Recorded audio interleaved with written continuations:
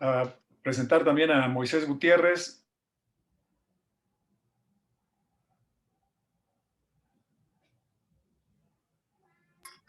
Bueno, entiendo que aquí tendría que presentarme yo. Pues bueno, ya llevo alrededor de unos 20 años. Estuve en algunas firmas como PwC, Deloitte. Ahorita, estos últimos 5 años, bueno, 5 años por cada una, pues también tenemos la propia firma. Estuvimos con algunas cuestiones, por ejemplo, guías de adopción para el Código de Mejores Prácticas de Gobierno Corporativo, hoy Código de Principios y Mejores Prácticas de Gobierno Corporativo. Antes se llamaba Código de Mejores Prácticas Corporativas. Ahí estando también el buen Charlie Carpi. Con él estuvimos trabajando en este ejercicio de las guías.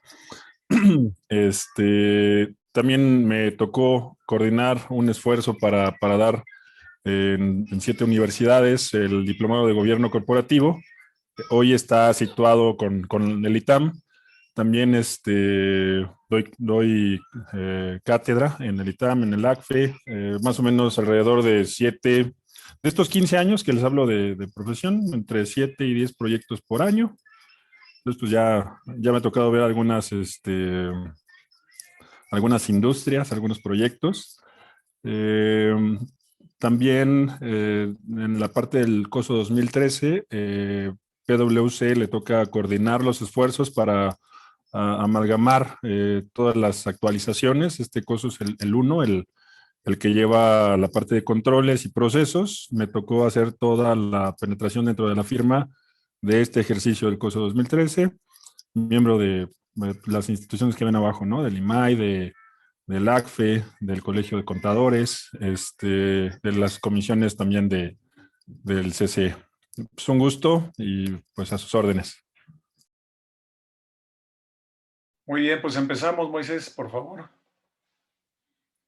Bueno, para no irme con mucho tiempo, me gusta siempre hablar de las premisas fundamentales de gobierno corporativo. Me va a tocar hablar de gobierno corporativo. Entonces, por ejemplo, tiene que haber una estructura de decisiones de alto nivel y transparente. Eso es importante, que siempre exista dentro de un consejo de administración, o sea, que es el gobierno corporativo, por decirlo. El CCE dice que es la manera de controlar y dirigir un negocio. A mí me gusta decirlo en palabras mundanas: el consejo de administración, los comités que toman las decisiones dentro de una organización para el rumbo de la empresa. Esto siempre se centra en la estrategia. Entonces, asegurarte de que sean personas que tienen cierta capacidad dentro de un consejo de administración para esa toma de decisiones. En el segundo punto, una administración puntual de riesgos y que tengas mecanismos para mitigarlos o para administrarlos. ¿Eso qué quiere decir? Que, por ejemplo, lo que dice el COSO, en cualquiera de las dos versiones, COSO ERM o el COSO 1, el 2013, que un riesgo es algo que te impide cumplir con el objetivo. Y luego, en el tercer punto, tener un entendimiento claro entre las expectativas de los accionistas y la administración. Por ejemplo, cosas que me tocaron ver en algún proyecto. Querían ellos ser una SOFOM, por otro lado querían ser pues una empresa de nicho, un banco de nicho, y resulta que varios accionistas le pedían diferente información a la administración. Pues simplemente era una cuestión de tiempos. A lo mejor primero ser una NR, en aquel entonces, hoy ya no existen, una SOFOM. Y de ahí, con el tiempo, empezar a madurarlo y poder llegar a esa banca de nicho. Entonces, que todo mundo en los accionistas, en el consejo, tengan una misma visión. La confianza con los diferentes niveles de la organización, que se conozcan, que tú puedas delegar en ellos. Por ejemplo, cosas que son antigobierno corporativos y de repente el dueño o el director general es el que está firmando los cheques. Eso quiere decir que no hay procesos, que no hay delegación de funciones. Serán algunos, pero no todos, y menos los que son demasiado operativos. Ese se conecta con la segregación de funciones, que cada quien haga funciones de manera independiente y que las pueda llevar. Contribución de alto valor agregado, por ejemplo, que tengamos una estrategia que no sea como el Jetta, ¿no? Todo el mundo tiene una, pero en la cabeza. Y luego entiéndele al director. Y luego para dónde vamos. Entonces, que exista esa transparencia dentro de la organización, que haya una adecuada nominación y sucesión de consejeros y puestos relevantes. Siempre me preguntan, oye Moisés, pero cuando hablas de sucesión, ¿quiere decir que me estás matando? ¿no? También tiene que ver con el crecimiento. ¿A poco si vas a abrir, por ejemplo, en Chile, vas a dejar un hueco del tamaño tuyo aquí? ¿Quién puede sucederte? Por ejemplo, en esas grandes industrias de comunicaciones, siempre tienen una carta de quién puede ser la persona que pueda suceder esos puestos importantes y qué es lo que le falta para estar ahí. Esto es importante. Y el último es una instrumentación y flujo de información eficiente para el gobierno corporativo. Es decir, que el consejero, es el mundo ideal, tenga un password a los reportes de información y que lo viva y lo vea en tiempo real. A mí me preocupa muchísimo cuando dicen le vamos a preparar la información al consejo. Esto es importante. Nos vamos a la siguiente lámina. Estas son las premisas. Ya voy a acabar. La siguiente lámina.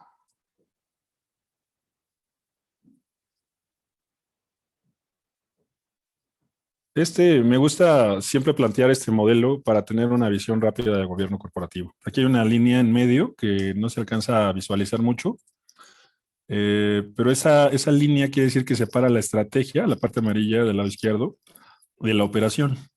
Abajo están los directivos, el director general, a ellos déjalos operar. La parte de arriba están los accionistas y los órganos de gobierno, los círculos.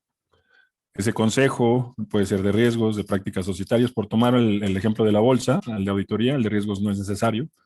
En una empresa que emite capitales, por ejemplo, del lado izquierdo, en la estrategia, pues es entender el mercado, ver la evolución del gobierno corporativo, el plan estratégico. Y del lado derecho, las orejas del comité de auditoría y el cumplimiento, por ejemplo, un sistema integral de denuncia, el auditor externo, el propio auditor interno y el contralor. El contralor comúnmente está mapeado abajo, pero él es el que ayuda a que todos estos procesos y todos estos controles existan. Y el auditor se asegura de que se siga el libreto. Están ellos abajo, desempeño y gestión del lado izquierdo y del lado derecho, auditoría interna, porque ellos están metidos en la operación, en el desempeño, en entenderlos, y tiene que haber ahí una cuestión. Con esto yo daría por terminado. Pues bueno, un placer y un gusto saludarles. Gracias, Moisés. Y bueno, pues de aquí nos arrancamos. Este es el modelo y bueno, por favor participa si lo consideras conveniente, Moy. Ese es el modelo completo de alguna manera de lo que estamos hablando del gobierno corporativo. Por un lado tenemos el balance y el contrapeso, evidentemente la ética de negocios, la administración de la gestión de resultados, de lo que estaba hablando Moisés, los planes de inversión, la rendición de cuentas. Este es un tema muy importante, aunque seas una empresa pequeña o seas un microempresario, es importante que tengas un consejo de administración, a lo mejor un grupo de personas, amigos o especialistas que puedas contratar y pagarles algún honorario, a veces hasta, digamos, no necesariamente oneroso, sino que más bien puedan ayudarte y a tomar buenas decisiones. La equidad, la transparencia de la que estuvimos hablando, de la que estuvo hablando Moisés, y la responsabilidad corporativa que hoy día cada día está más compleja. Por aquí anda Arturo Reyes, que anda promoviendo la Agenda 2020 y algunas otras cosas que son extremadamente importantes y que a veces las dejamos de lado para poder o no las atendemos con la solicitud que se necesita. Y son temas que son cada día más complejos, cada día los inversionistas están poniendo más atención a todos estos temas, cuidado del medio ambiente, en fin, o sea, ya muchas cosas que se vuelven complicadas. Entonces es importante que pues tengamos la oportunidad de estar haciendo lo que tenemos que hacer en esos temas, considerarlo dentro de nuestro modelo de negocios y ponerle atención. Perdón, no sé por qué se va para atrás. Tengo algún problema aquí con... Aquí estamos. Los órganos de gobierno corporativo, que bueno, ahorita tampoco vamos a entrar al detalle, pero que fundamentalmente tienen que ver con todos los cuerpos colegiados que se forman dentro del propio consejo o de apoyo que permiten que todos los temas que son relevantes y que son importantes se atiendan. Vamos a platicar un poco más de esto a lo largo de la presentación, la administración.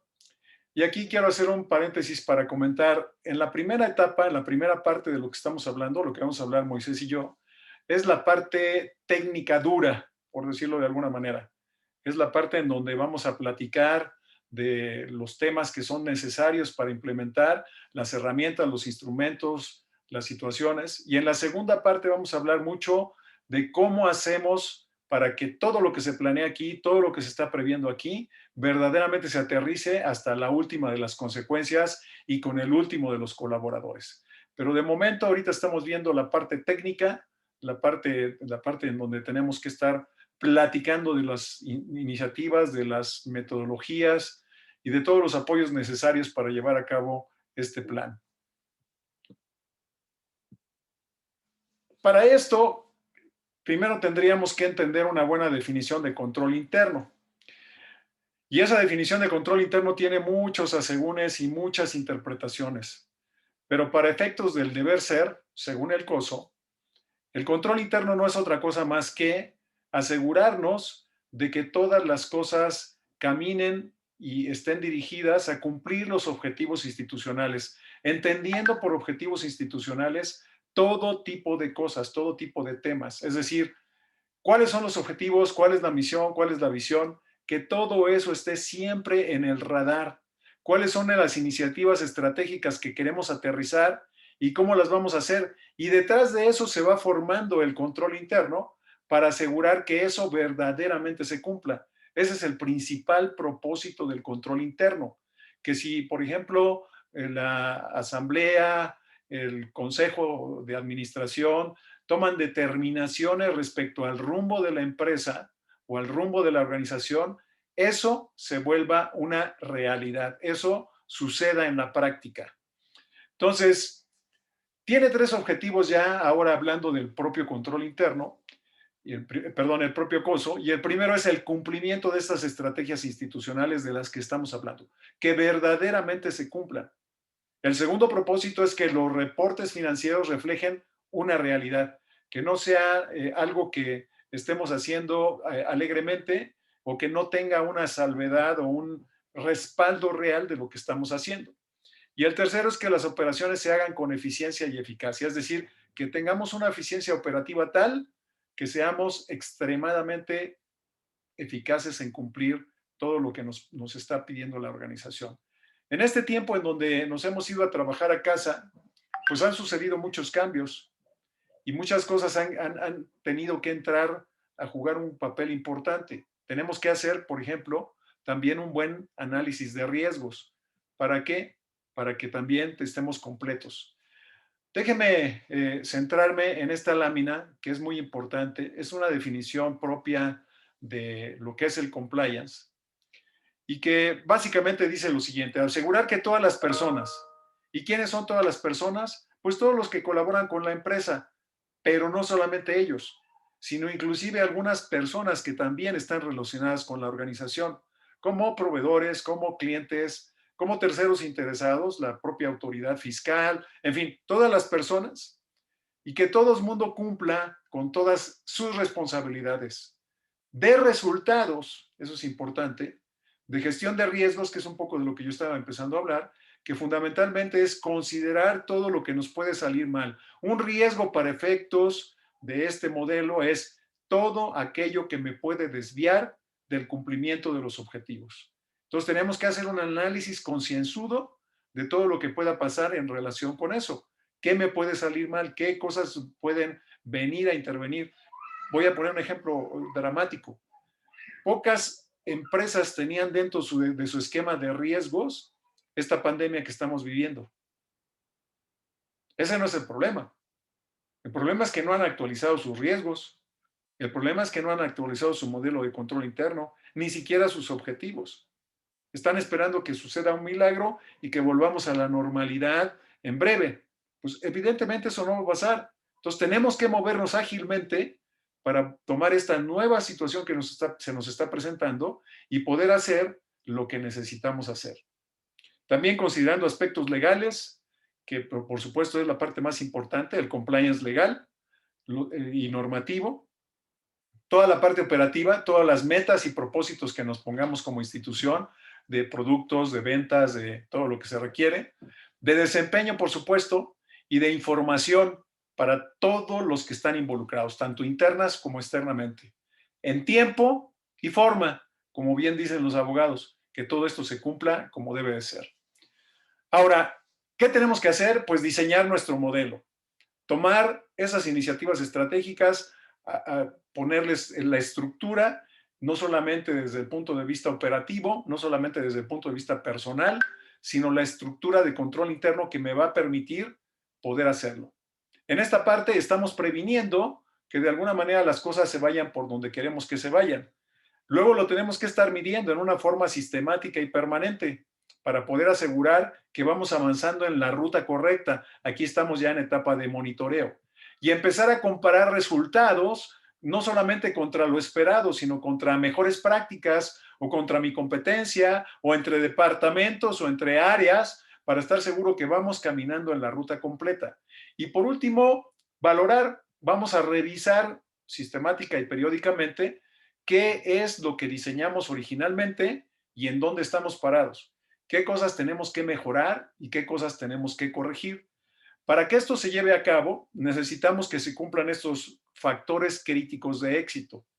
Primero, algo que yo no puedo traducir fácilmente, que es el ownership de todos los niveles. Ownership tiene que ver, sí, con propiedad, sí, con apropiarse de las cosas, pero no solamente eso, sino hacerse responsable por. Muchas veces el director general, cuando algo sale mal, pues señala a alguno de sus colaboradores como el responsable. Pero si vemos en las culturas orientales, han sucedido cosas en donde el director general renuncia a la empresa por un error operativo. ¿Por qué? Porque él es responsable de todo lo que está sucediendo en la organización, todo lo que está sucediendo en su empresa. Entonces, si algo sale mal, él es el directamente responsable. Un segundo factor crítico de éxito es definir clara y completamente la visión, la misión, el rumbo, los objetivos estratégicos y cómo lo vamos a medir.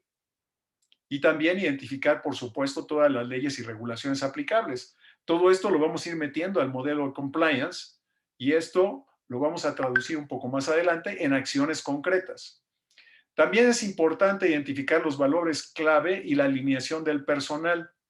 Muchas veces vemos declaraciones de valores colgados en las paredes, pero que no necesariamente se llevan a cabo. Si vamos a vivir por esos valores clave, es importante que no solamente se promuevan, no solamente se difundan, sino principalmente que se vivan, que verdaderamente eso lo llevemos a cabo. Y por supuesto, un buen diseño del sistema de control interno que conlleva un profundo análisis de riesgos y el diseño de estos indicadores. ¿Cómo vamos a diseñar estos indicadores?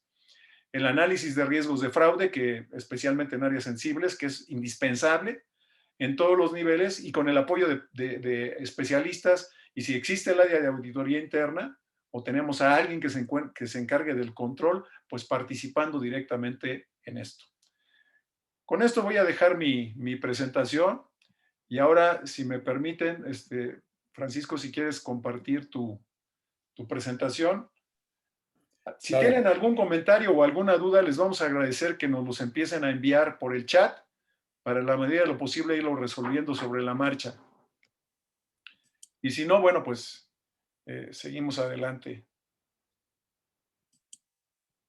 Venga a presentarles a mi socio, Francisco Javier Paz Tenorio. Él es psicólogo organizacional de la UNAM y es socio fundador junto con su servidor de Integridad Activa.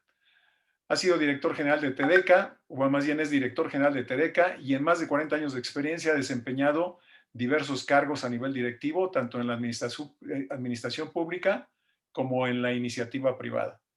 Como consultor y conferencista en los campos de desarrollo organizacional, planificación estratégica, pensamiento estratégico, capital humano y todos los temas referentes a esto que tienen que ver con el factor humano. Ha contribuido activamente al logro de objetivos en diferentes tipos de organizaciones.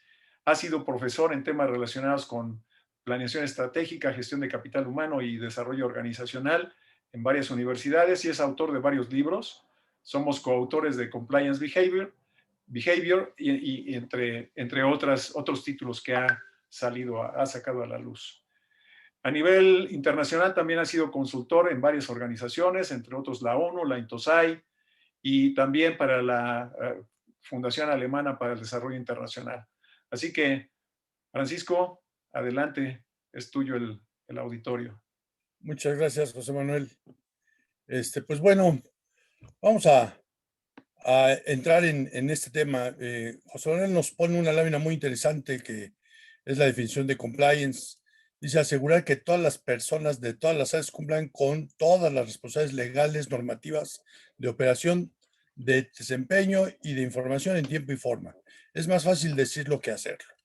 Una cosa es la regulación, una cosa es diseñar normas, políticas, procedimientos, leyes, y otra cosa muy diferente es hacer que la gente las cumpla. Vamos a hablar un poquito de este tipo de situaciones que presenta el cumplimiento. Vamos a dejar claro que cumplimiento es un término que se utiliza en las ciencias sociales y que abarca el acto intencional de alterar el comportamiento ajeno. ¿Qué es esto? La gente no le gusta que le digan cómo hacer las cosas, ¿sí? Vemos gente que inventa religiones porque no le gusta la religión que profesaban sus papás o a la que se acercó no le gustó. Le gusta acercarse a lugares donde quiere hacer lo que él quiere. Hoy lo vemos, ¿no? No quiero usar la mascarilla o cubrebocas, como lo decimos, y quiero entrar a donde todos lo usamos, etc. Entonces, esto busca que alteremos el comportamiento ajeno. Aunque no lo quieras, aunque no estés convencido, lo tienes que hacer si es que quieres estar en la empresa o en el lugar donde pretendes ingresar. Por otro lado, la investigación de esta área se originó en el campo de la psicología social, ¿sí? Pero también vemos que en el área de comunicación se ha trabajado mucho para obtener parte del cumplimiento efectivo, ¿no? Por ejemplo, las campañas de Te miramos, hay cámaras en operación, ustedes pueden ir en un circuito interior, en una vía, y pueden ver letreritos donde dice aquí hay radar y automáticamente bajamos la velocidad, o vemos ahí prohibido el celular y automáticamente bajamos el teléfono. Es como la comunicación nos hace que nos restringamos en la ejecución de esas conductas.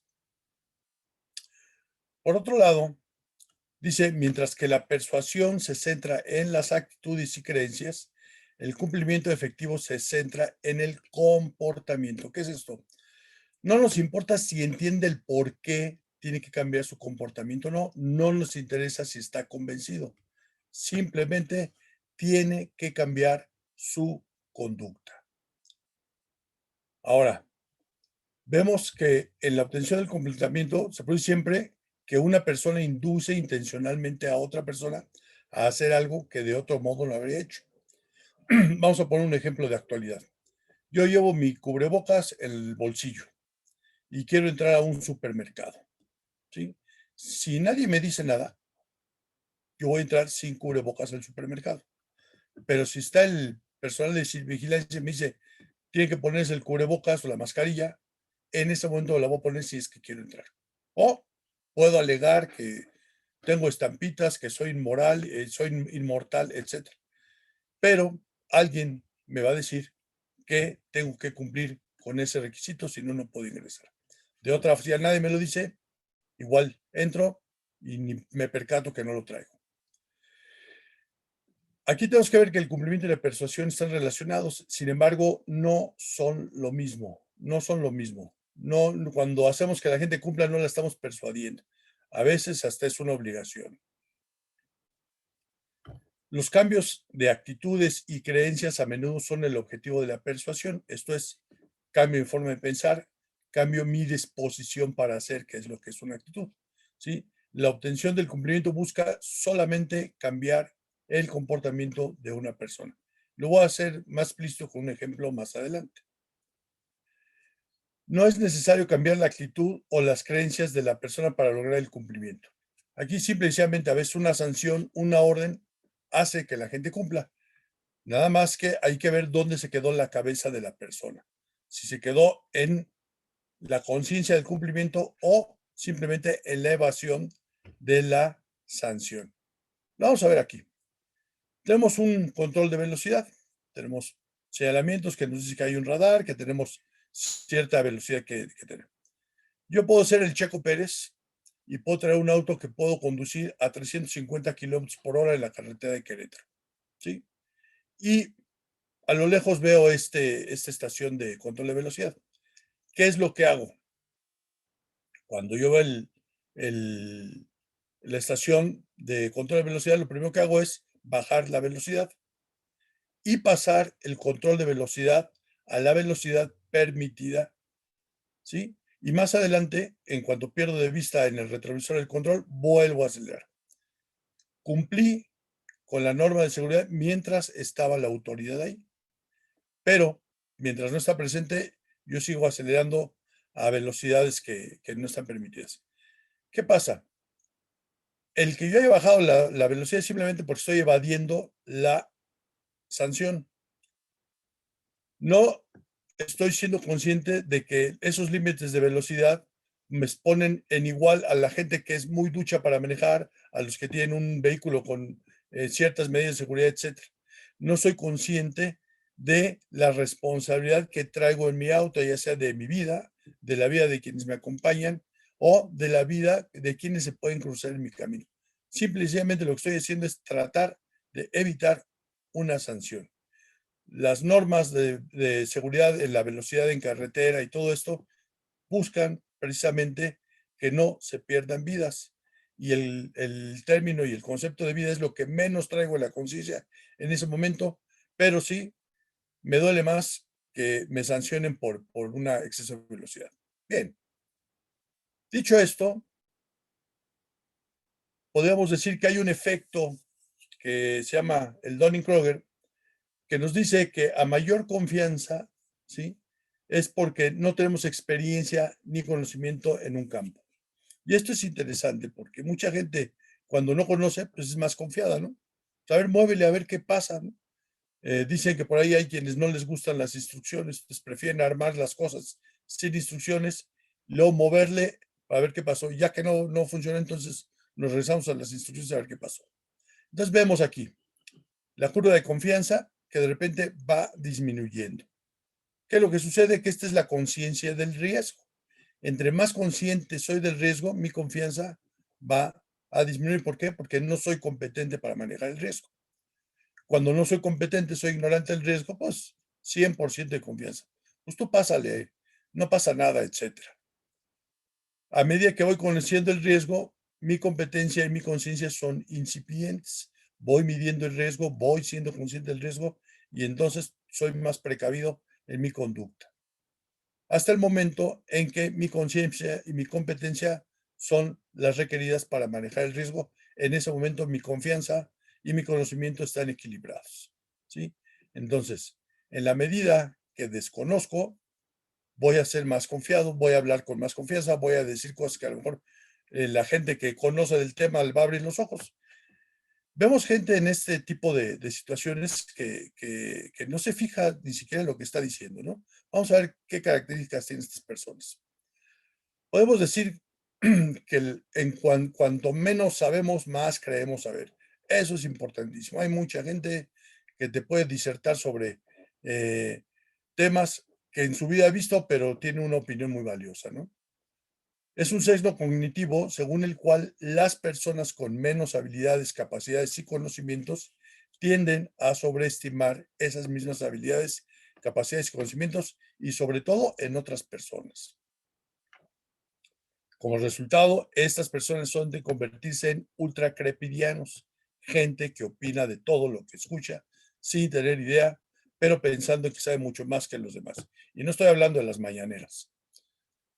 Y sí quiero decir que hay gente aquí de todo nivel, inclusive gente que está a niveles de decisión en un país y que puede hablar cosas que no conoce y sin embargo convencer a sus gobernados. Vamos a ver este ejemplo. Este ejemplo no es el que voy a poner a continuación, es un pequeño videito, no es cualquier persona. Es la vicepresidenta de un país. Ustedes van a saber quién es. Vamos a verlo. El virus será pausado a partir de mañana hasta el domingo.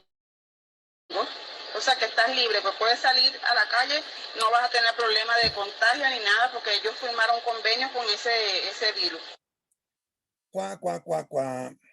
Como ven, una persona, vicepresidente de un país, en donde son capaces de negociar con el coronavirus.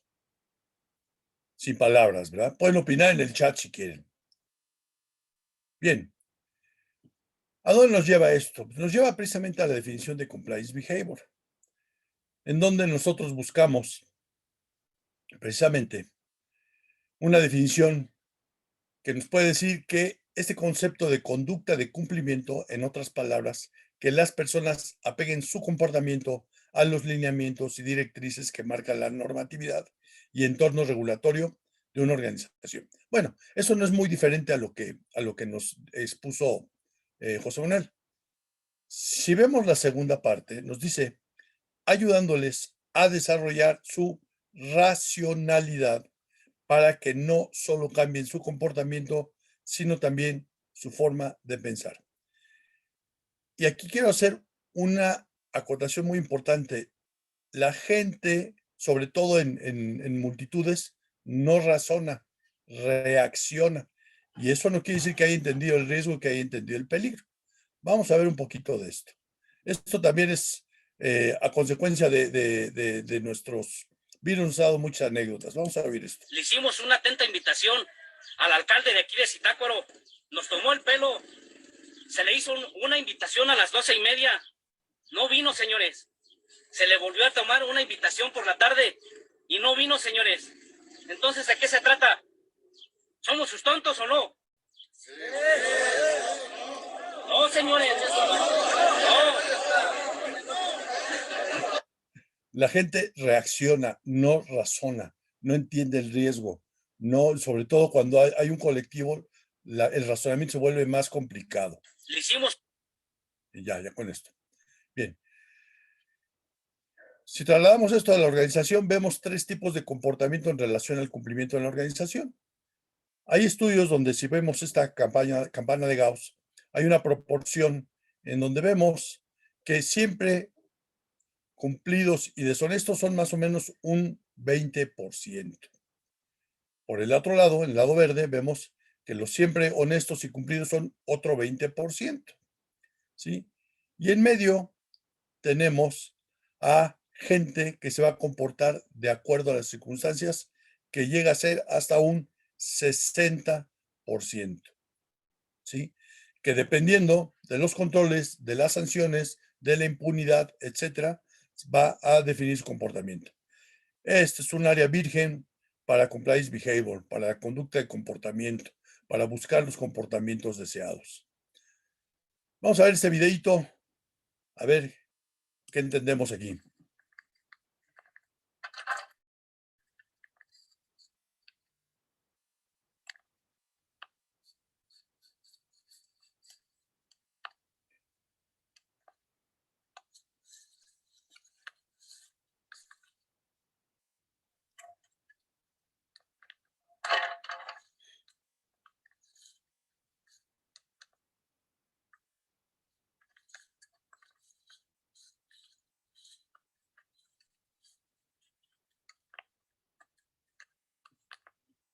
Ok. Vemos primeramente una cerca, ¿sí? Que podría ser un límite, esto podría ser una regulación, ¿sí? Vemos unos animalitos, unos burritos, que posiblemente no entienden la razón de ser de esta cerca. Puede ser que al pasar esta cerca adelante estemos viendo una autopista o un desfiladero, ¿sí? Y precisamente esa cerca está para seguridad de estos animalitos. ¿Qué sucede? Vemos que pues lo primero que buscan es transgredir el límite, ¿sí? Sin embargo, no lo pueden hacer. Por ahí llega un burrito más vivo y sabe desactivar el control. Lo desactiva, pero como es muy vivo, no es el primero que pasa. Deja que pasen 2. Y al ver que no hay peligro, entonces lo sigue. Y además deja la puerta abierta para que sigan pasando y sigan transgrediendo el límite. ¿Qué es lo que sucede en las organizaciones? Esto mismo. Hay gente que no entiende los riesgos, no entiende los límites y, por lo tanto, busca desactivar los controles, pero no son ellos los que pasan primero. Siempre, tampoco son los honestos, porque ellos saben por qué está ahí el límite. Son la gente que no sabe para qué está ese riesgo y que observa en su entorno hacia dónde puede ser la conducta más fácil. Aquí tenemos dos referentes. Tenemos los referentes negativos y los referentes positivos. La ventaja de los referentes negativos es que son muy divertidos. La desventaja de los referentes positivos es que son muy aburridos. Por eso este tipo de gente tiene más influencia sobre la gente que no sabe, ¿sí?, si cumple o no cumple, o si es honesto o es deshonesto. Ahora, ¿qué está pasando con las organizaciones? ¿Dónde está el error? El problema es que en las organizaciones la mayoría de los esfuerzos se encuentran aquí, buscando detectar a los defraudadores, a los incumplidos, etc. Nada más que estas personas son cada vez más hábiles. Habíamos dicho que estas personas son el 20%. ¿Dónde debemos también trabajar? ¿Dónde sería más fácil empezar a trabajar una cultura? Pues de este lado, ¿sí? Aquí es donde está el enfoque, porque los buenos valen la pena. Tenemos un 60% de gente que se puede ir para cualquier lado y un 20% de personas cumplidas, que hacen el 80% que no estamos atendiendo, ¿sí? De esto voy a hablar más adelante. Inclusive vamos a proponer algunas técnicas. Tenemos un primer target que es que la gente que no sabe hacia dónde puede moverse. Si hay un ambiente de impunidad, pues muy probablemente se vaya a este lado. Si hay un ambiente de responsabilidad y de consecuencias, muy probablemente se vaya hacia este otro lado. ¿Sí? Podemos evitarlo. La gente buena puede tomar malas decisiones. Bien, finalmente aquí hay unos conceptos de compliance behavior. Es una nueva manera de pensar del compliance como forma de combatir los malos comportamientos. Nace de la frustración porque los métodos y herramientas tradicionales han fallado. Sin embargo, aún son los más utilizados. Dicho en otras palabras, el método de sanciones está empezando a ser poco efectivo, porque ya la gente lo que hace es evitar la sanción. Hice un fraude, hago un resarcimiento y se acabó la cosa, ¿sí? No lo pago con cárcel y sigo alimentando y sigo perfeccionando mis habilidades de defraudador, ¿sí? Estudia cómo la gente buena es capaz de hacer cosas malas. ¿Por qué de repente los buenos elementos se nos van al lado oscuro y hacen conductas que antes no hacían? Tanto organizaciones como los reguladores están buscando fuera de la caja, fuera de las soluciones tradicionales, el cómo frenar el comportamiento poco ético. Y esto es algo que incomoda a muchos directivos, trabajar con la gente. Si nosotros pusiéramos robots en vez de personas, pues sería más fácil, ¿no? Apagamos el switch y ya se acabó. Sin embargo, la ética, la integridad, los valores no se pueden robotizar, no son algo que la cibernética nos lleve a hacerlo por ensayo y error. Busca y está condicionada siempre al libre albedrío, a la caja negra que todos tenemos arriba de los hombros y que nos va a decir si hacemos o no hacemos. ¿Qué busca el compliance behavior? Bueno, primeramente, potenciar el programa de integridad y compliance con la capacidad de predecir el comportamiento de los directivos, alta gerencia y el resto del personal. Súper importante, algo que se llama the tone of the top. ¿Qué ejemplo, qué señales manda la alta dirección? Ya me enfermé de COVID y sigo sin ponerme el cubrebocas. ¿Qué señal nos mandan? ¿Sí? Cuando todos y todas las regulaciones nos dicen que no podemos entrar a ningún lado si no tenemos un cubrebocas. ¿Qué señal nos dicen? Aquí no roba nadie más que yo, o yo robo poquito. The tone from the top es algo muy importante que tenemos que cuidar y el cambio sí tenemos que verlo desde arriba. Tenemos que hablar algo que se llama el liderazgo de congruencia. Por el otro lado, hay que facilitar la implementación de medidas para facilitar el cambio de comportamiento y sobre todo de manera de pensar, que la gente racionalice los riesgos.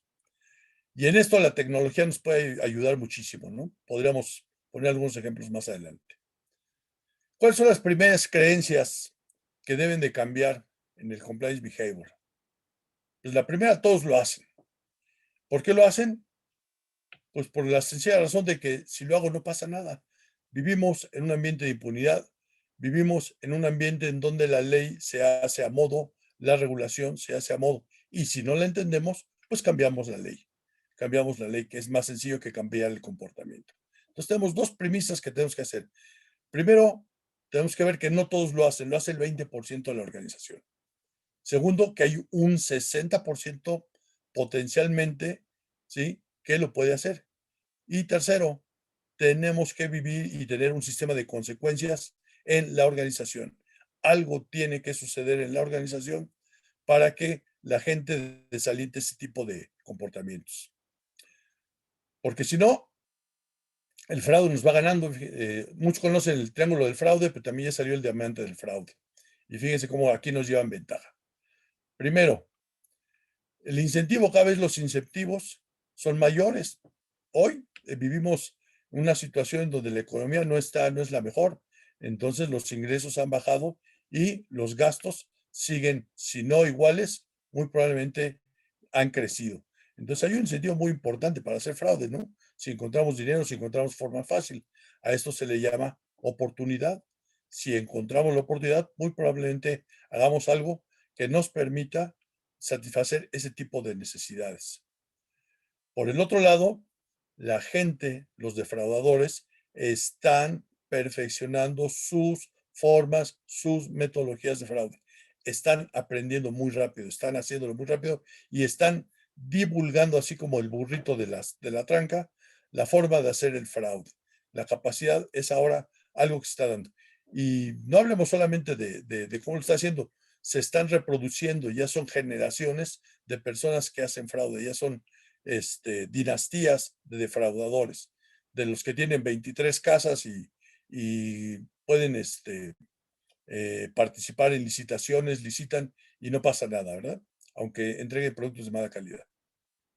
Y nos está ganando sobre todo en algo, en racionalizar, en entender por qué tienen que hacer el fraude, ¿sí? En vez de moverse a la motivación a satisfacer su necesidad de una manera honorable, de una manera honesta, simplemente la buscan por la forma más sencilla. Aquí ellos están pegando primero porque están haciendo que la gente racionalice su comportamiento hacia el fraude. Por eso tenemos que actuar ya. Bien, esto sucede, y por ahí Moisés lo mencionó al principio, cuando la organización está desenfocada, todo el mundo anda por su lado. Tenemos pequeñas islas donde cada quien está por su lado y por ahí muy tenue, algo que mencionó José Manuel, los valores, ¿no? Hay así con puntitos. ¿Qué tenemos que buscar o por qué sucede esto? A lo mejor muchos de ustedes van a conocer esta imagen que voy a poner a continuación. Tenemos una serie de ejecutivos tocando una parte del elefante. Y cuando se les pide que describan cómo es el elefante, cada quien describe la parte que le tocó tocar, ¿sí? Eso sucede en las organizaciones. Cada persona, cada ejecutivo cree que su área es la más importante porque es la única que conoce. No tiene un conocimiento holístico o total de la organización. Hace estrategias sin pensar en el cliente o en el proveedor, sin pensar en una cadena de valor. Y esto se debe a que solamente conoce una parte del elefante. ¿Hacia dónde tenemos que buscar? Tenemos que enfocar a nuestra organización que todo esté apuntando hacia el mismo lugar. La planeación, los valores, las políticas, las prácticas, la gestión, presupuesto, etc. Y todo esto en un marco de integridad y cumplimiento. Y si me aceptan, de conducta de cumplimiento. Esto permitiría tener una organización enfocada en donde las contradicciones, las contraórdenes serían cosa excepcional.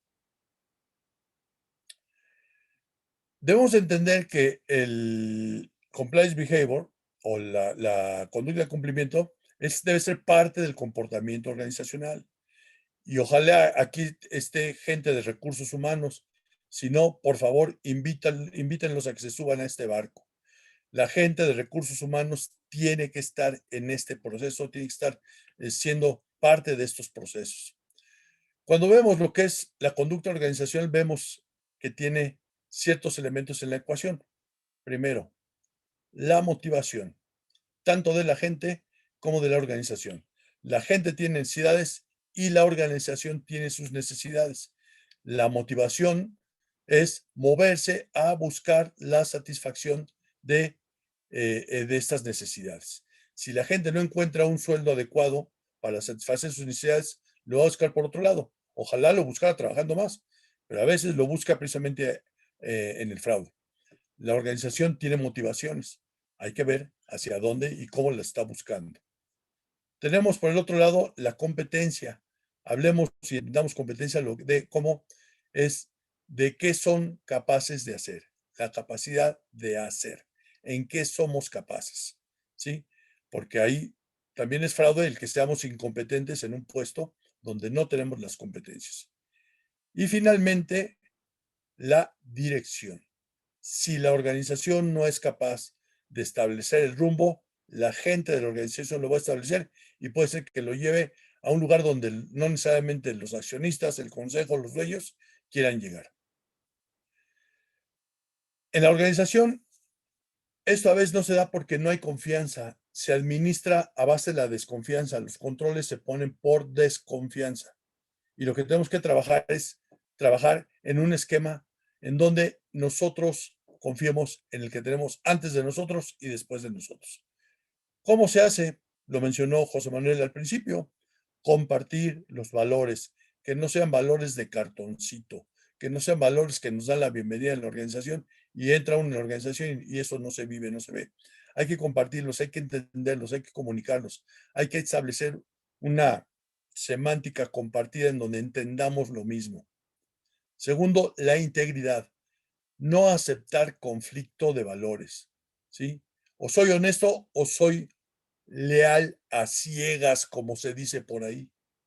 O sea, la lealtad y la honestidad es una u otra, no pueden ir juntas, ¿sí? Lealtad a ciegas, vaya término. Preocupación por los demás. No es hágase mi voluntad sobre los bueyes de mi compadre. Bueno, ahora es ponerse el cubrebocas y el gel en los bueyes de mi compadre, porque yo no me lo pongo, ¿verdad? Entonces, preocupación por los demás, una auténtica interés por el bienestar común. Finalmente, la competencia. Y aquí podemos hablar de tres cosas, tres acepciones de competencia. La primera, que tenga autoridad. Esto es, soy competente para tomar la decisión, soy competente para dar la orden. Segundo, que tengamos conciencia de quiénes son nuestros rivales. A veces estamos compitiendo con la gente de adentro y no con la gente de afuera. Y tercero, que seamos capaces de hacer.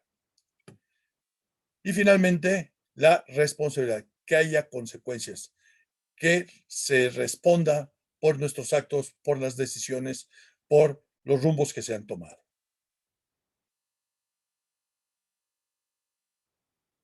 Estamos cerrando ya. Vemos que esto debe estar a lo largo del proceso de gestión de capital humano.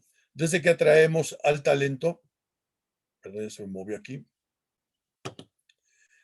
¿sí? En donde hacemos selección forense, vamos a buscar gente y vamos a detectar gente que puede ser susceptible a hacer fraude. Vamos a hacer perfiles axiológicos, vamos a hacer perfiles, sí, técnicos, pero también basados en valores.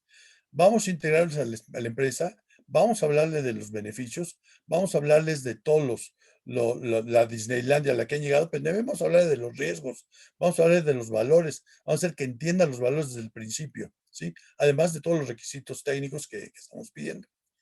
En la gestión vamos a reconocer el comportamiento congruente con los valores. Vamos a hablar de justicia salarial, equidad interna, externa, potencial salario emocional, etcétera. ¿Sí? Para mantener actitudes vamos a hablar de integridad corporativa, valores, código de conducta, procedimientos de denuncia, autoestima, autoconcepto, autocontrol, autogestión y autoaceptación. Y finalmente, oportunidades de desarrollo en donde yo tengo un mapa que sepa hacia dónde puedo ir, un plan de carrera o de sucesión y estabilidad laboral. Todo esto en un marco de prestigio, reputación, imagen, congruencia, clima laboral, liderazgo a través del ejemplo, etcétera, y sobre todo equipamientos para el trabajo. Nada de esto funciona si no hay equipamiento del trabajo. Y ahora sí va a pasar esta lámina. Aquí tenemos un señor que le dijeron, como vemos en muchas organizaciones, en muchos almacenes, donde nos toman la temperatura, nos dan gel y nos permite pasar, ¿sí? Sin embargo, a este señor no le dieron el termómetro. Él, por iniciativa propia, pues como toma la temperatura la abuelita, toca la frente de la gente. No es consciente, aquí está el efecto Dunning-Kruger, no es consciente, no sabe, ignora que él mismo puede ser una fuente de contagio y que él mismo está en riesgo de contagiarse al tocar a toda la gente que va entrando hacia la organización. Bien, el compliance behavior puede ser un diferenciador importante para la organización. Si hablamos como el cumplimiento y partimos del mero cumplimiento como nuestro punto de partida, ¿sí? Y empezamos a hablar de cómo lograr resultados, cómo gestionar para el logro, cómo hacer una transición de lo bueno hacia lo grande y entonces ser una organización que sobresale, cómo empezar a cumplir, ¿sí? Y que mi conducta de cumplimiento aporte valor a la organización, creando experiencias positivas de compra, de quitar los letreros en un almacén donde digan no tocar, a hablar de la experiencia del usuario, del comprador, del cliente, donde manipule los productos, se convenza, se venda solo él, ¿sí? Hay que inspirar. Finalmente hay que marcar la diferencia, ser un diferenciador, buscar este logro de este propósito superior que tiene la organización y nos lleve a organizaciones ágiles de alto nivel competitivo. Y aquí, de organizaciones ágiles, pues Alejandro nos hablará en un momento. Para todo esto, indudablemente necesitamos un cambio de cultura, necesitamos cambiar nuestra cultura. Y el problema es que no entendemos ni qué es cultura. Este señor nos dice, si tengo un euro y usted tiene pan y yo le compro el pan, yo tendré el pan y usted tendrá el euro. Y se verá un equilibrio. Esto es, si A tiene un pan y B tiene un euro, o a la inversa, B tiene el pan y B tiene un euro, entonces pues habrá un equilibrio perfecto, ¿sí? Pero si usted tiene un soneto de Verlaine o el teorema de Pitágoras y yo no tengo nada, y usted me los enseña al final de ese intercambio, yo tendré el soneto y el teorema, pero usted los habrá conservado. En el primer caso hay equilibrio y eso es mercancía. En el segundo hay crecimiento. Eso es cultura, según Michel Serres. 5 técnicas que nos pueden ayudar en el compliance behavior, las voy a mencionar y vamos a ver una forma práctica de aplicarlas con Alejandro. Tenemos el método REDHA. Primero es reconocer. Tenemos a mucha gente que cumple con los requisitos, cumple con lo que tiene que hacer. Sin embargo, no se les reconoce, no pasa nada. No lo usamos de ejemplo y sí usamos de ejemplo a la gente que no cumple. Segunda técnica, empujar. Vemos que gente se está desviando del camino y no le damos un empujoncito para que se meta otra vez al camino, sino hasta que ya se salió, ya se derrapó, ya basta en sentido contrario, entonces es la sanción. Hay momentos oportunos, tempranos, que podemos intervenir para que la gente regrese. A veces lo hacemos nosotros. Traemos el teléfono, estamos conduciendo y si no nos damos cuenta ya estamos chocando con el de enfrente por traer la vista al otro. ¿Sí? Alguien nos tiene que decir, quita el teléfono, cuidado, vas a chocar, pasaste la línea o un claxon. Despertar. Hay gente que no sabe, no se da cuenta que está cayendo en incumplimiento. Hay que despertarlo, hay que enseñarle que sea consciente de que está incurriendo en un riesgo. Hay que apelar a su conciencia. Jalar es la gente que no está convencida de hacerlo, tiene toda la competencia. Sin embargo, no sabe, no está convencido de por qué lo tiene que hacer. Y esto es simplemente porque no conoce las consecuencias. Finalmente, acompañar. A todos ellos hay que acompañarlos con mensajes, con esquemas de cultura con comunicación, ¿sí? Para que podamos obtener un engagement o compromiso y compliance behavior o conducta de cumplimiento. Voy a terminar con esta lámina. Aquí podemos ver a un soldado cargando un burro. Muchos pensarían, pues qué estúpido el soldado, porque no sabe que el soldado debe ir arriba del burro y no el burro arriba del soldado. Es una escena de la Segunda Guerra Mundial. Lo que no sabemos es que ellos están caminando por un campo minado y cada uno sabe la forma de detectar minas. Sin embargo, el burrito no carece de ese conocimiento. Si lo dejaran caminar solo, muy probablemente activaría una mina y con ella activaría todo el campo minado y morirían todos los soldados. Entonces, como no le pueden enseñar el burro, no tiene una capacidad de entender, pues mejor lo cargan y ya que hayan cruzado el campo minado, entonces lo van a bajar. ¿Cuál es la moraleja de esto? Tenemos que empezar a entender que vamos a tener que cargar a nuestro burrito.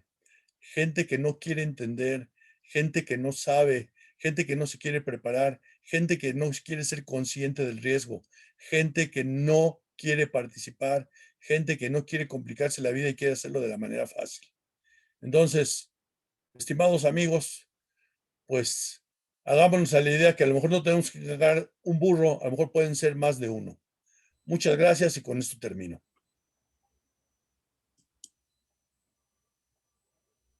Muchas gracias, mi estimado Francisco. Ahora vamos a pasar a la presentación de Alejandro. No sin antes recordarles que, pues, si nos hacen favor de mandar sus dudas, preguntas, cuestionamientos, comentarios, ahí por el chat, vamos viendo cómo hacerle. Y nos están preguntando si vamos a compartir las presentaciones. Sí, sí las vamos a compartir. A los que están aquí a los que están entrando al curso, con mucho gusto. Muy bien, mi estimado Alejandro. Hola a todos, buenas tardes. Un gusto estar por aquí, muchas gracias. Bien, pues me va a tocar presentar y tengo el placer de presentar a Alejandro, que me cerrar aquí porque no veo todo. Ahora sí, Alejandro Aguirre, que es facilitador internacional.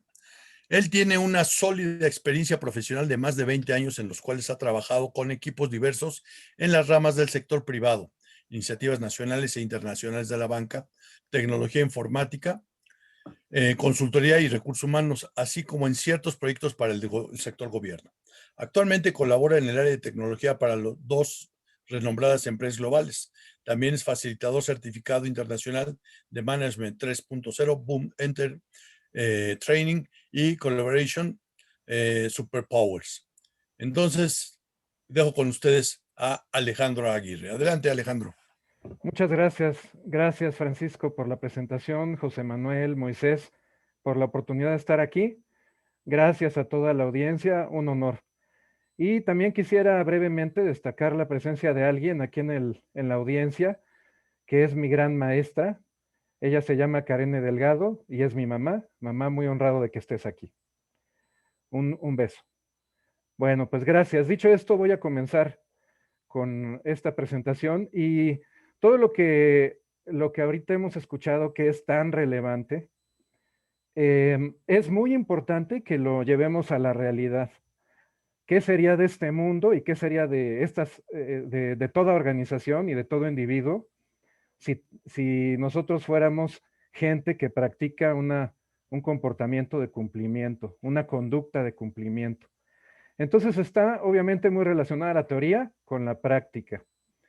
Y voy a tener ahorita también el gusto de compartirles casos de la vida real. Yo tengo pues la bendición de poder aplicar profesionalmente lo que les voy a hablar. Cada ejemplo que les voy a poner es de algo que yo mismo he experimentado. Retomando con lo que cerró Francisco, tenemos este modelo que es muy bueno, del modelo REDHA, que ya nos acaba el de explicar.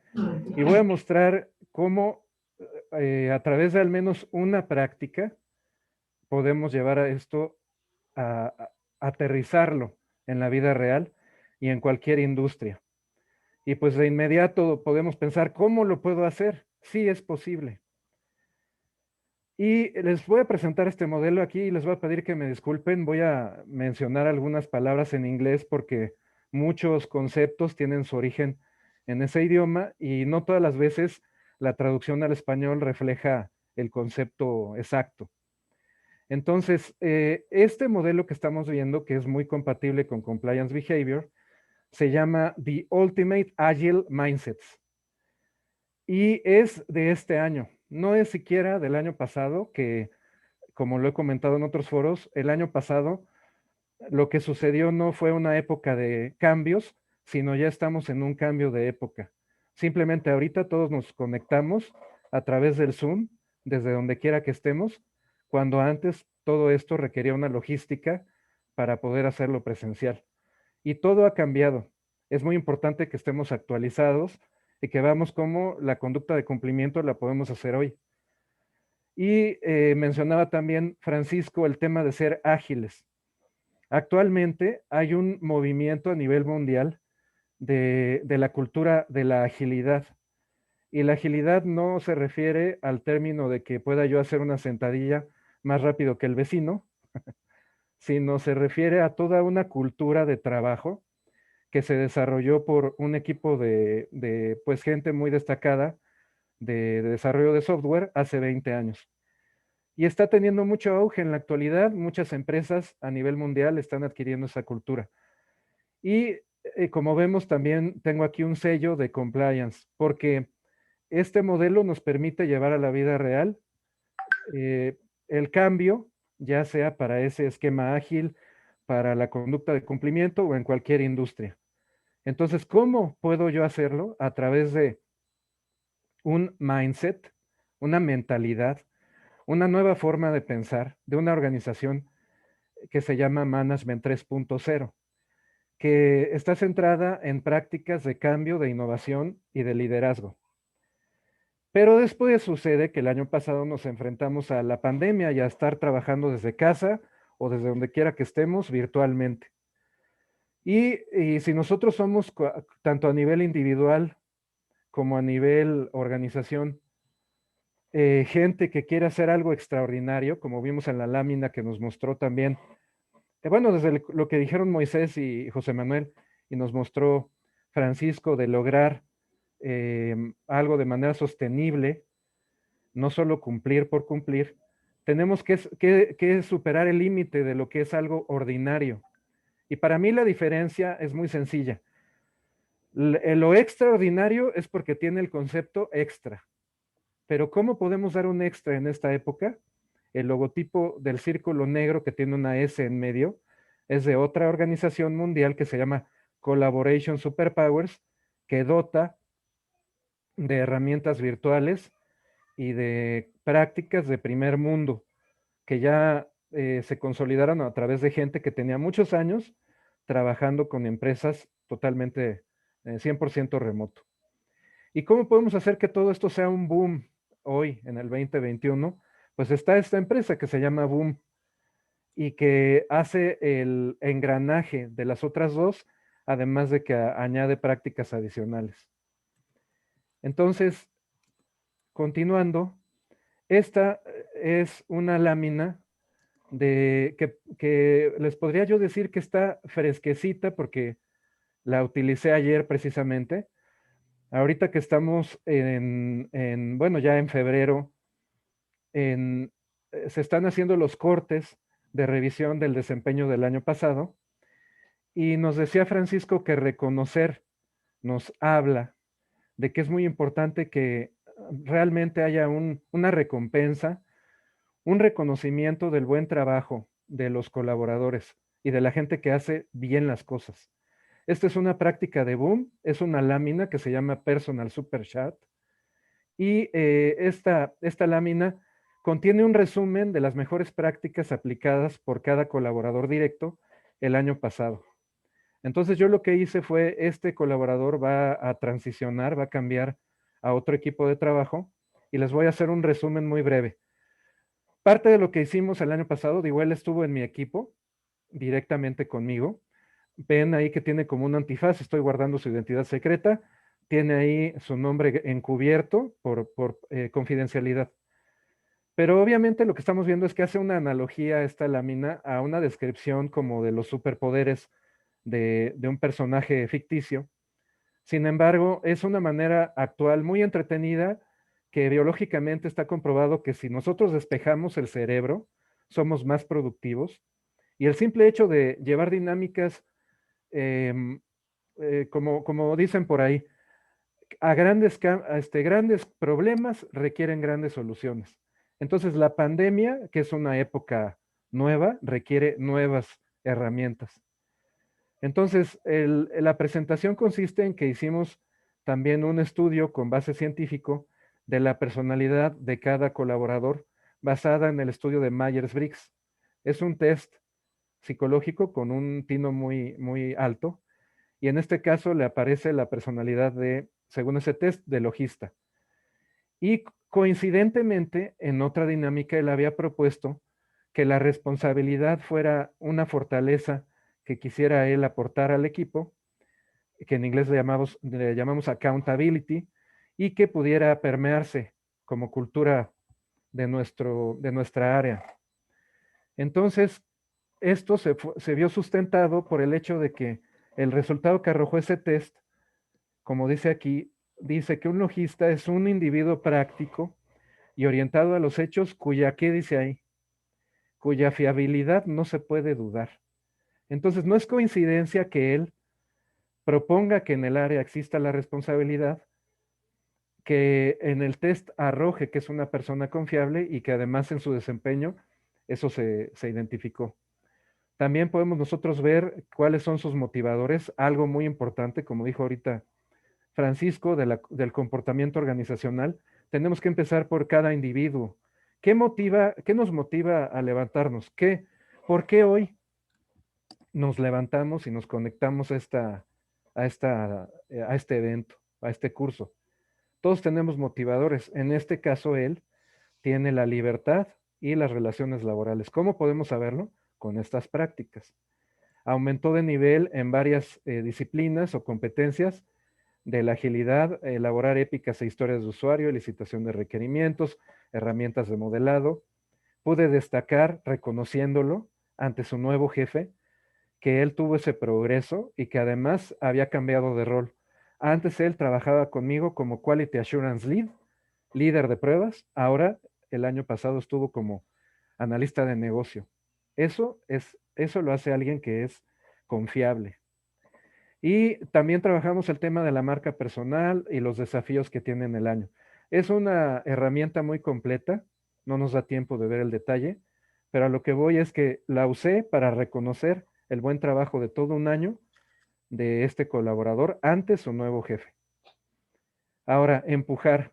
Hay ocasiones, como decía Francisco, que necesitamos darle ese empujoncito a los colaboradores, a las personas, o a veces nosotros mismos necesitamos ese empuje. También de Boom hay una herramienta que se llama Ninebox Matrix. En español se conoce como mapeo de talento. Muy útil. Gente de recursos humanos está por aquí, tal vez la conoce. Consiste en identificar con base en la combinación del potencial por un lado y del desempeño por el otro, en qué nivel está cada colaborador. Entonces, yo lo que estuve haciendo es mostrando a principios de este año a una persona con mayor jerarquía que yo, cómo se encuentra mi equipo. Como ven, tengo en la vista de la esquina superior derecha dice Future Leader. Y en contraparte, alguien que dice en riesgo. Y luego en la sección de abajo, porque son dos vistas que incluyen una misma lámina, nos arroja esa herramienta recomendaciones de cómo trabajar con cada colaborador según el nivel en el que está. Entonces alguien puede decir, ¿cómo empujo? O sea, ya entendí que es muy importante este modelo Red Hat. Llego y me enfrento con la necesidad de empujar. Pero ¿cómo lo hago en la vida real? Pues utiliza tu Ninebox Matrix. Haz un mapeo de talento, conoce a tus colaboradores y promueve el progreso con ese empujoncito. Ahora, despertar. Algo que me gusta muchísimo de Compliance Behavior, el tema de los valores Ya vimos que no pueden ser algo ahí por debajo de la mesa. Deben de tener una calidad de protagónicos. Aquí estamos viendo una herramienta virtual que la pueden encontrar ahí en la dirección que puse en la esquina superior derecha, Team Canvas, provista por Collaboration Superpowers. Y lo que están viendo aquí es un ejercicio que hice en vivo con un tablero digital en donde todo el equipo interactuó y que reemplaza lo que en la época anterior era en una sala de juntas reunirnos y en un muro poner post-its. Hoy todo esto lo podemos hacer digitalmente. Y como ven, algo que es muy importante para que podamos despertar en nuestro trabajo, ¿qué valores tenemos para que podamos tener una conducta de cumplimiento? Pero ¿qué valores tenemos como equipo? Porque cada organización es diferente. ¿Qué valores queremos que nos caractericen? ¿Cuál es el nombre del equipo? ¿Cómo se llama cada colaborador? ¿Qué función tiene? ¿Qué objetivos tiene el área? ¿Cómo vamos a tomar decisiones y evaluaciones remotas? ¿Cómo va a ser nuestra comunicación? ¿Qué reglas existen? Y en medio donde dice purpose, ¿para qué hacemos todo lo que hacemos? Este es un ejercicio verdaderamente como que una inyección de vitaminas para todo el equipo. Se los recomiendo, es un ejemplo real de mi propia área. Ahora, jalar. ¿Cómo podemos nosotros ser un factor que ayude a que las cosas sucedan trabajando en equipo? Bueno, Management 3.0 tiene una herramienta padrísima que es la que les dije de los Moving Motivators, motivadores en español. Son 10 tarjetas. Antes lo jugábamos como si estuviéramos jugando póker, hagan de cuenta. Un juego de mesa. Cada tarjeta representa un motivador con base científica, obtenido de varios autores. Y en media hora somos más efectivos que en un mes de juntas porque podemos identificar qué motiva a la persona. Y si ven el radar de la esquina inferior derecha, es un radar, no solamente vimos cuál es el motivador por individuo, sino cuál es el motivador del equipo. Y esto detona una cantidad de actividades muy interesantes que dan para todo el año, con el fin de que aseguremos que esos motivadores existan en el área y obviamente pues la motivación nos lleva a una mayor lealtad y compromiso bien manejada, ¿no? Todo esto tiene su forma adecuada de implementarse. Y finalmente, ¿cómo vamos a poder acompañar? Que con esto estamos cerrando el modelo. Hay una matriz de competencias que nos permite ver el nivel de expertise de cada colaborador, si es aprendiz, practicante o experto, y además ver, como lo vemos aquí, cómo está el equipo y cómo podemos generar una red de ayuda, cuáles son las áreas débiles y cómo la podemos fortalecer. Bien, con estos ejemplos reales les puedo comentar y sugerir que primero se pueda de manera oficial, toda persona, diría yo, inscribir a los cursos oficiales de Compliance Behavior para tener el sustento y la solidez que se requiere.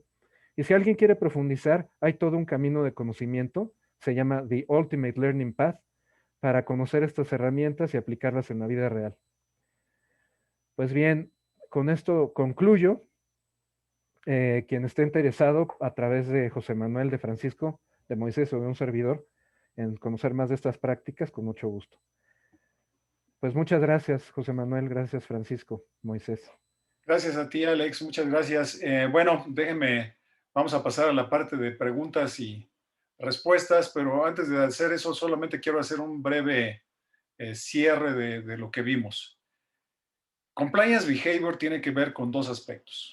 Primero, por supuesto, toda la parte técnica, o sea, todas las herramientas instrumentales que nos van a permitir verdaderamente tener los recursos de metodologías, de elementos que nos van a ayudar a poder establecer metas y propósitos para cualquier tipo de organización, no solamente para negocios, sino puede ser hasta para una persona física que está haciendo su trabajo o que tiene un pequeño negocio. Todas estas cosas son elementos que permiten conocer. Pero en la práctica nos dimos cuenta que a veces, aunque queremos hacer implementación de proyectos, no es tan fácil. Y ahí es donde Francisco y yo coincidimos. Al estar implementando proyectos, él traía su línea de negocios hablando de todas las mecánicas que tienen que ver con la gente, con el recurso humano, y de mi lado toda la parte técnica. Y aunque yo incluía algunos elementos al momento de implementación de la parte humana, pues no necesariamente conocía todo lo que conocía Paco. Y viceversa, Francisco estaba muy metido en la parte humana y también haciendo proyectos de implementación, igual de planeación estratégica y todo lo demás. Y platicando, pues nos dimos cuenta de que faltaba este elemento, de traer no solamente los elementos técnicos, no solamente los elementos de recursos humanos, sino hacer una conjunción de ambos para que la posibilidad de que los proyectos y la conducción de negocios fuera mucho mejor. Y es ahí de donde salió, pues vamos a escribir un libro. Y ahí está el libro. Entonces, les vamos a mandar por ahí a los que están aquí y que fueron de los primeros 20, les vamos a mandar su edición especial. Y adicionalmente, por quien quiera adquirirlo, con mucho gusto, también les mandaremos en un correo lo que necesiten para poder obtenerlo.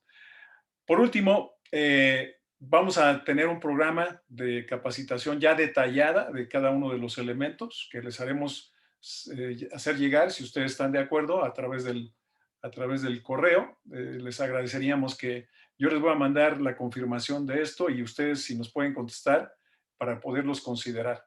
Así que pasamos a la etapa de preguntas y respuestas. Hay una primera pregunta, Francisco, que creo que es más bien para ti, que es mi amigo Arturo Reyes, que hace una consideración importante. No sé si la tienes o te la leo.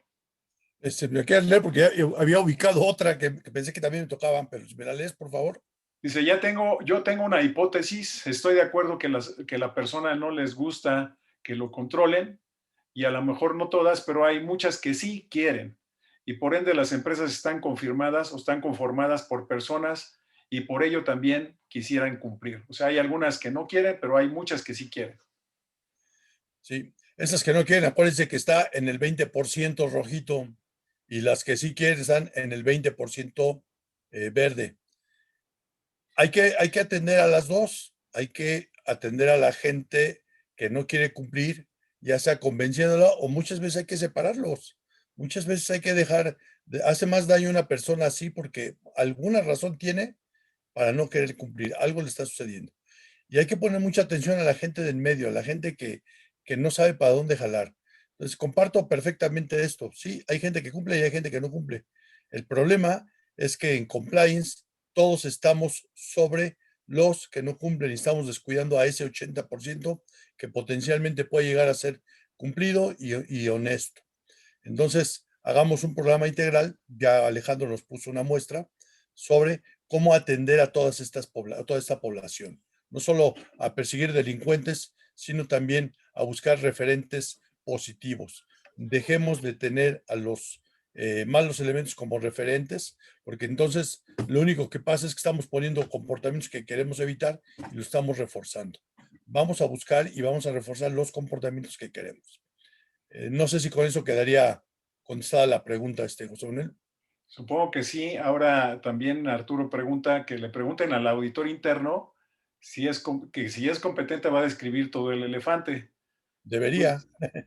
Coincidimos, yo creo que Moisés también podría aportar ahí, pero pues coincidimos. Sí. El auditor interno verdaderamente ha hecho su chamba, sin lugar a duda, tiene o lo va a hacer naturalmente, pues, ¿no?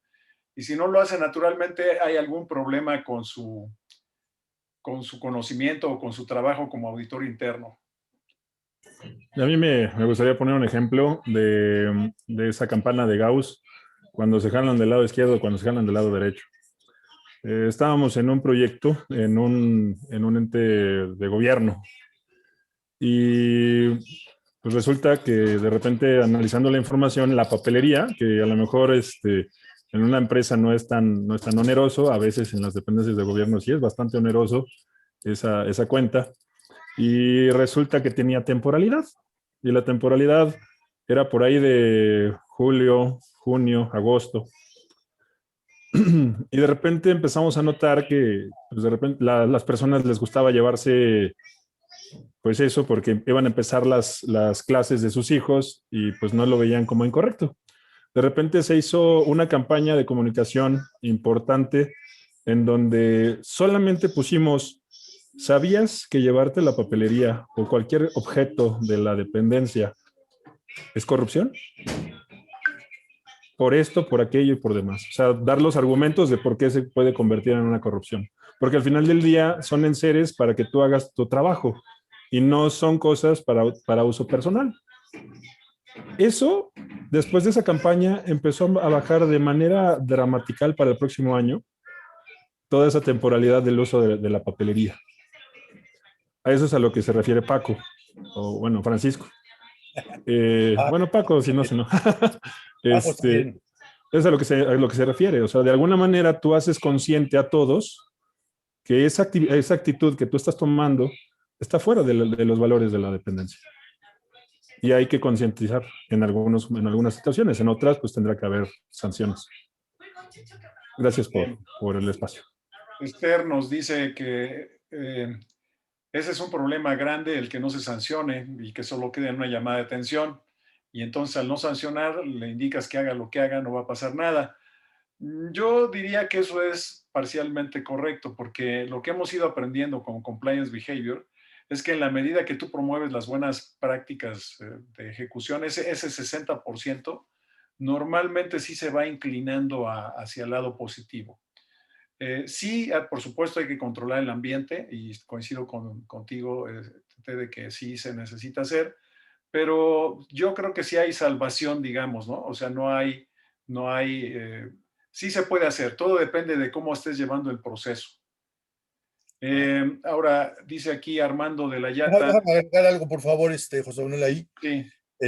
Un buen sistema de cumplimiento, ¿sí? Un buen límite, un buen control, tiene que discriminar, y este término es peligroso usarlo en estos tiempos, pero te tiene que discriminar y decir claramente si cumple o está cayendo en incumplimiento. Si está cayendo en incumplimiento, tiene que haber una sanción. Si no está cayendo en incumplimiento, sí puede ser una llamada de atención, aguas porque estás en el límite. Entonces, sí hay que ser claros en ese punto para que el sistema de consecuencias funcione y no sea discrecional, que funciona con unas personas y con otras no. ¿Sí? Eso nada más quisiera agregar, José, nada más. Muy bien. Armando de la Llata pregunta, ¿qué pasa cuando no se pusieron las reglas desde el principio y ahora ese burrito no entiende? No se implementaron en su momento el compliance behavior. ¿Se puede hacer después de una situación? ¿Y de qué manera sería la correcta para implementar? Si me dan chance, es una de las que había escogido. Miren, esto los voy a llevar un poquito a hace algunos años, cuando salió ISO en las organizaciones. No sé si recuerden, cuando aparece ISO, se volvió una revolución en todas las organizaciones, documentando procesos, tratando de buscar las certificaciones, etcétera. Hoy esa dinámica ya no se ve porque las empresas nacen siendo ISO, ya es parte de su requerimiento. Entonces fue un movimiento que se dio cuando apareció esto. Hoy que aparece Compliance Behavior, que es la propuesta, que es la apuesta que estamos dando nosotros, pues va a ser algo que va a revolucionar y va a mover mucho a las organizaciones. Y estamos justo en el momento de hacerlo. Si no lo hicimos cuando se fundó la organización, lo tenemos que hacer si queremos ser ágiles, si queremos ser competitivos, si queremos tener este gran diferenciador que nos va a llevar a todo esto.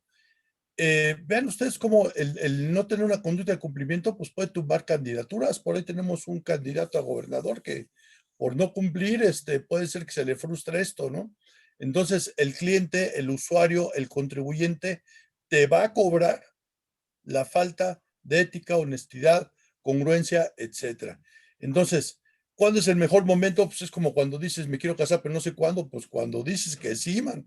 Ya en ese momento hay que empezar y en ese momento hay que hacerlo. Si no lo hemos hecho, pues estamos siempre en el momento de hacerlo. ¿Va a ser más fácil, más difícil? Pues sí, así sucede, pero el primer paso tenemos que darlo ya. Muy bien, pues muchas gracias, Francisco. Ya se nos acabó el tiempo, no quisiera yo abusar de ello, pero hay un comentario de Arturo Lataván en donde dice que agradece mucho la invitación, excelente presentación, un tema sumamente útil para cualquier organización y de manera personal. Que les gustaría mucho tener esta presentación en la SOPSE de la Ciudad de México. Con mucho gusto, Arturo. Y esta invitación es para todos, para quienes quieran, con gusto podemos hacer una presentación a sus organizaciones es una presentación gratuita, es un curso de introducción como este que estamos teniendo aquí. Y bueno, pues ahí se verá si quieren continuar con el proceso, pues ya se harán otro tipo de arreglos. Pero pues así estamos. Muchas gracias a todos por su participación y a todos los que estuvieron por José aquí. Manuel, Mande. que quisiera aprovechar de tu nobleza.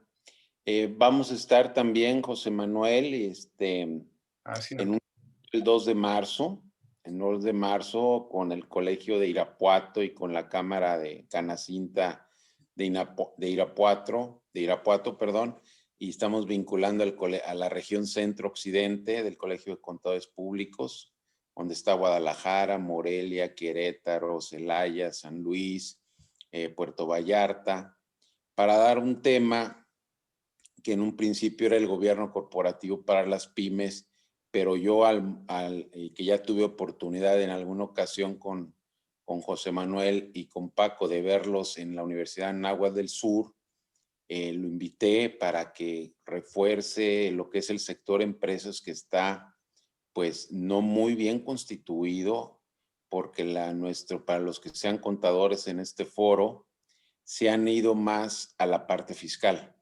Y el modelo fiscal o la práctica fiscal no es el modelo del negocio.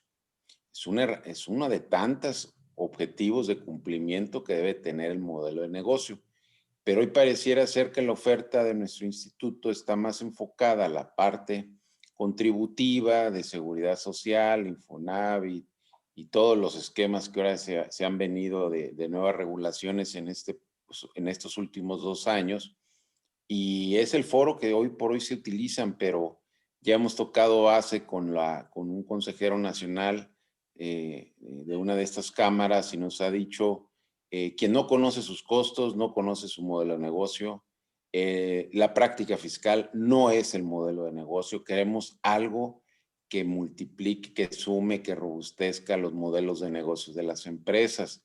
Entonces, esta parte de la cultura de integridad tiene muchos vértices, muchos cruces, interrelaciona muchas áreas, que a veces pues es un buen sistema de control interno, que si no hay integridad en todo ello, pues no va a funcionar para nada, por más bien diseñado, monitoreado, si hay impunidad, como lo decían. Y de hecho, el Instituto de Auditores Internos, ahora en su enfoque de on-risk, señala de los 11 riesgos, 3 de ellos en los cuales hoy por hoy las administraciones no están atendiendo con la debida diligencia, y ellos consideran que no hay un plan de acción, que es la cultura, la gestión de talento y la parte de la innovación disruptiva, ¿no? Entonces aquí tocaste dos puntos muy importantes, la cultura y la gestión de talento, despertar esas competencias. Yo creo que eso se alinea muy bien para complementar el modelo de negocio de hoy por hoy las empresas. Y pues les felicito, han evolucionado en su presentación, ahora ya los veo más expertos, más coordinados. Un abrazo a todos, ¿no? Muchas gracias. Muchas gracias, Arturo. Muchas gracias y les agradecemos de verdad su presencia, y estamos en contacto por correo, o los que quieran nuestra información personal pueden referirse a nuestra página, que es integridadactiva.com. Por ahí nos podemos ver y nos podemos contactar. Saludos a todos y gracias por estar aquí. Esta grabación también se las haremos llegar, ¿eh? Hasta luego. Gracias. Hasta luego, buenas tardes. Muchas gracias. Muchas gracias a todos. Buenas tardes. Hasta luego, Moy. Nos vemos, Artur. Gracias, José Manuel. Gracias, José Bye. Manuel, Bye. Francisco Paz y a todos desde Nicaragua. Gracias. Hasta Gracias. luego, Saludos que estén en muy bien. Nicaragua. Luego, gracias. Juan José, gusto saludarte. No, gracias. Realmente, gracias por todo. Hasta luego. Marcelino, genial. Gracias, José Manuel. Un abrazo a todos. Hasta luego. Abrazo hasta Nicaragua. Hay mucho que hacer, así que ánimo. Nos vamos.